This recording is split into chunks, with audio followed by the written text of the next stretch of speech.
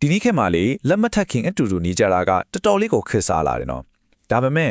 ဒီလိုနေတာကအိမ်ထောင်ရဲ့အတွက်တကယ်ပဲအထောက်အကူဖြစ်လာဒါမှမဟုတ်ပို့ပြီးရှုပ်ထွေးစေသလားအဲ့ဒီမိခွန်ရဲ့အဖြေကလေကျွန်တော်တို့မိထားခဲ့တဲ့တမိုင်းဝင်တလေးတစ်ခုစမှာရှိနေနိုင်ပါတယ်ကဲအတူတူလေ့လာကြည့်ကြအောင်တကယ်ကနာကိုခဏလောက်စဉ်းစားကြည့်ပါ80ရာခိုင်နှုန်းဆိုလိုတာက1990ပြည်လွန်နေမှာဆိုရင်လက်ထပ်ခဲ့တဲ့စုံတွဲ10တွဲမှာ9တွဲကအတူနေပြီးသားတူတွေကြီးပဲအရင်ဘိုးဖွားတွေခေတ်1960လောက်ကဆိုရင်တော့စုံတွဲတရားမှာ6တွဲလောက်ပဲဒီလိုနေခဲ့ကြတာပါ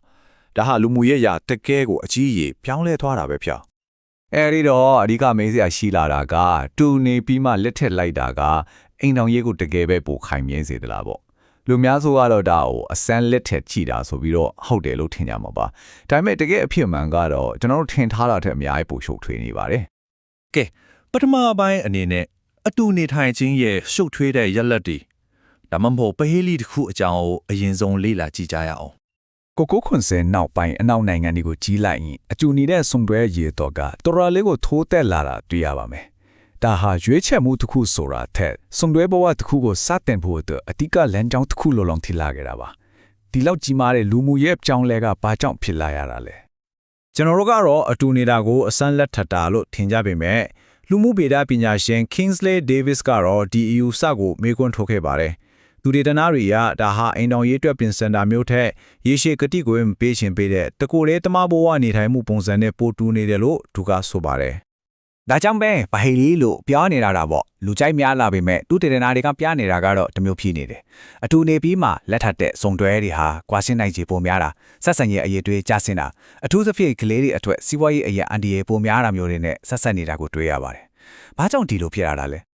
ဒီလိုရှုပ်ထွေးမှုတွေကြားထဲမှာစဉ်းစားစရာတစ်ခုပေါ်လာပါတယ်တစ်ချိန်ကတော့အိမ်တော်တစ်ခုကိုစတင်ဖို့အတွက်ဒီထက်ပိုကောင်းတဲ့ပိုရှင်းလင်းတဲ့တခြားနည်းလမ်းမျိုးများရှိခဲ့ဘူးသလား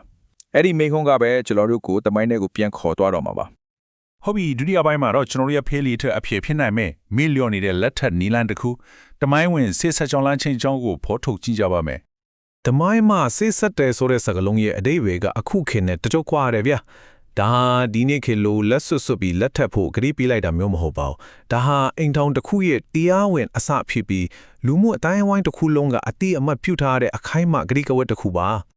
ဒီစစ်ဆက်ကြောင်းလန်းချင်းဆိုတာဘလောက်တောင်လိမ့်နဲ့တလဲဆိုတာကိုနားလည်ဖို့တမိုင်းမှာအရန်ကိုကြော်ကြတဲ့ဥပမာတစ်ခုမားရနဲ့ယောသတ်တို့ရဲ့ဇလံကိုပဲကြည့်လိုက်ရအောင်မသက်ခရစ်ဝင်ကျမ်းထဲမှာလေသူတို့နှစ်ယောက်ရဲ့ဆက်ဆံရေးကိုဖော်ပြဖို့တုံးထားတဲ့အရန်အရေးကြီးတဲ့စကားလုံးတစ်လုံးကိုတတိပြုကြည့်အဲ့ဒီစကားလုံးကကွာရှင်းရန်ဆိုတာပါပဲဟုတ်ပါတယ်လမ်းခွဲခြင်းမဟုတ်ပဲကွာချင်းချင်းဆိုတဲ့စကားလုံးကိုထုံးကြတာပါဒါကဘာမှပြနေလဲဆိုတော့သူတို့နှစ်ယောက်ဟာစေစထားရုံပဲရှိသေးတယ်မဲ့ဥပဒေအမြင်မှာတော့လက်ထပ်ပြီးသားလင်မြအဖြစ်ကိုရောက်နေပြီဆိုတာပါပဲဒါကြောင့်မလို့ဒီဆက်ဆံရေးကိုအဆုံးသတ်ခြင်းတောင်တရားဝင်ကွာရှင်းမှပဲရမှာဖြစ်ပါတယ်ဒါဆိုရင်ဒီလောက်အရေးပါခဲ့တဲ့ဒလီတစ်ခုကဘလို့လို့ပြီးပျောက်ကွယ်သွားရတာလဲကဲတတိယပိုင်းကိုဆက်လိုက်ရအောင်ပါဒီတမိုင်းခရီးကိုကြည့်လိုက်ရင်အဆင့်3အဆင့်နဲ့တဖြည်းဖြည်းပျောက်ကွယ်သွားတာကိုတွေ့ရပါမယ်ပထမဆုံး Protestant ဘာသာရေးဖြူရင်ဖြောင်းလဲမှုမှာစစ်ဆက်ချင်းနဲ့လက်ထပ်ချင်းကိုတစ်ခုတည်းဖြစ်ပေါင်းလိုက်တယ်။နောက်ပိုင်းမှာ Catholic Church ကဘုန်းတော်ကြီးရှေ့မှာလက်ထပ်မှာတရားဝင်မလို့သတ်မှတ်ခဲ့ပြီးနောက်ဆုံး18ရာစုမှာတော့အင်္ဂလန်နိုင်ငံရဲ့ဥပဒေကစစ်ဆက်ချင်းကိုတရားဝင်အဆင့်ကနေလုံးဝကိုဖယ်ရှားလိုက်ပါတော့တယ်။ဘာကြောင့်ဒီလိုပြောင်းလဲခဲ့ကြတာလဲ။မာတင်လူသာလိုဘာသာရေးကောင်းဆောင်တွေကစစ်ဆက်ထားတဲ့အချိန်မှာလင်ပိုင်းဆိုင်ရာအကျင့်ပြပြတာတွေဂတိမတီတာတွေဖြစ်နေတာကိုတွေ့လာတယ်။သူတို့အမြင်မှာဒီအဆင့်နဲ့ဆင့်ပါတဲ့လောကစဉ်ကလူလေကြော့ဖို့အခွင့်အရေးပေးနေတဲ့အားနည်းချက်တစ်ခုလိုဖြစ်နေခဲ့တာပေါ့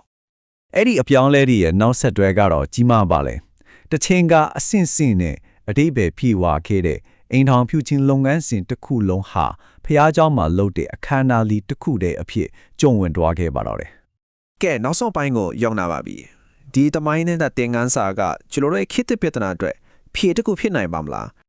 းဘာသာရေးပညာရှင် Adrian Thatcher ကတော်တော်လေးစိတ်ဝင်စားစရာကောင်းတဲ့အဆိုတစ်ခုကိုတင်ပြခဲ့တာတယ်။သူကပြောတာကဒီနေ့ခေတ်မှာလက်မထက်ခင်အတူနေကြတဲ့ဆုံတွဲတွေဟာသူတို့ကိုယ်သူတို့မတီးဘဲနဲ့ပျောက်ဆုံးသွားတဲ့တမိုင်းဝင်စိတ်ဆက်ချင်းတလေးကိုပြန်ပြီးအသက်သွင်းနေကြတာဖြစ်နိုင်တယ်တဲ့။ဒီမှာရှင်းကြည့်လိုက်ရင်ချမ်းသာချက်ကရှင်းရှင်းလင်းလင်းမြင်သားပါတယ်။တချင်ကစိတ်ဆက်ချင်းဆိုတာလူသိရှင်ကြားဖြစ်ပြီးဥပဒေအရအတိအမှန်ပြုထားတဲ့အခိုင်အမာဂရိကဝိတ္တခုပါ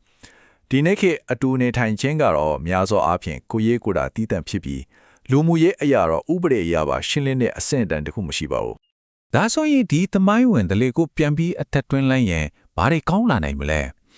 ဒါကလက်ထက်ဖို့ရည်ရွယ်ချက်ခိုင်မာတဲ့စုံတွဲတွေနဲ့အပြိုးသဘောအတူနေတဲ့သူတွေကိုရှင်းရှင်းလင်းလင်းခွဲခြားပေးနိုင်ပါလိမ့်မယ်အိမ်ထောင်ရေးစီသွားတဲ့ခီးလန်းကိုပိုပြီးရှင်းလင်းပြတ်သားစေပြီးလူမှုတိုင်းဝိုင်းရဲ့အားပေးမှုကိုလည်းရရှိစေနိုင်ပါတယ် ဒီနေရာမှာအဓိကအချက်ကအတူနေခံခြင်းကိုပြစ်တင်ဝေဖန်ဖို့မဟုတ်ပါဘူး။ဒါပေမဲ့တကယ်ချစ်ကြပေးကတိကဝတ်ခိုင်မာတဲ့ဆုံတွေအတွက်သူတို့ရဲ့ဆက်ဆံရေးကိုပုံမှုခိုင်မာစေမဲ့အတိအမှန်ပြုခံရမယ့်နေရာတစ်ခုကိုပြန်လည်ဖန်တီးပေးဖို့ပဲဖြစ်ပါတယ် ဆိုတော့နောက်ဆုံးအနေနဲ့ဒါကကျွန်တော်တို့ကိုစဉ်းစားစရာမေးခွန်းတစ်ခုနဲ့ထားခဲ့ပါတယ်အတူနေတိုင်းဖို့နီလန်တက်တီကိုရှာဖွေရင်းနဲ့တချင်ရအကောင်းဆုံးဖြစ်ခဲ့တဲ့နီလန်ဟောင်းတစ်ခုကိုကျွန်တော်တို့မေးလျော်နေခဲ့ကြတာများလား